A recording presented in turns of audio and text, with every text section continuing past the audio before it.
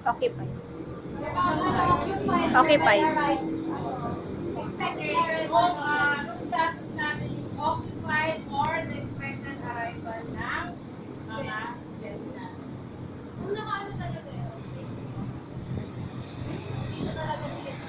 Pero pag turn down service kasi, open yung both side.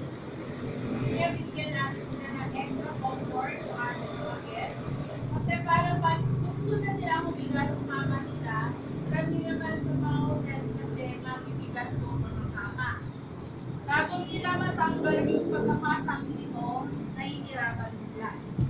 At least yan, naka-ano tayo, naka-open na yung both side. And then kung ano, may tsinelas nakali doon, lalagyan nyo din ng dalawang tsinelas both side. And then hindi lang yung kama talaga yung ano nyo. Kasi sinabing turn down service, lahat ng gagamitin nila sa loob ng CR kailangan nakahagdanan. Pero sa assessment nyo, ito lang ang tinitignan niya. Pag sinabi ni assessor na mag-turn down service kayo, bawa kayong dalawa mag-partner, nag-get make up kayo. Huwag kayong basta mag-turn down service kung wala sinasabi si assessor. Pag sinabi lang ni assessor, mag-turn down service kayo. Tandaan nyo, single lang ang bed doon.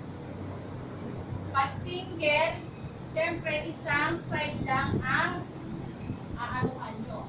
Yung open nyo. Okay, pag single, ang tatandaan nyo kung saan yung wall, doon kayo mag-o-open. Ngayon, kung walang wall, kung nasaan ang CR natin, doon kayo side mag-o-open. And then, pag single lang tayo, bawa ito ang wall natin. Yung katikit mo ng wall,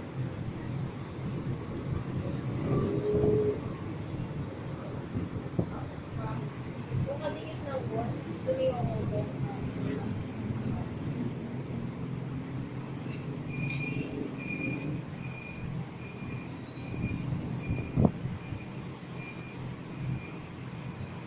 Ganyan lang open niya. Kung ito yung wall, ito ang wall natin. Ang open. Isang side lang ang may open natin. Sa single bed niya. Sa single bed. Sa single bed. Ano ba yung sa television mo?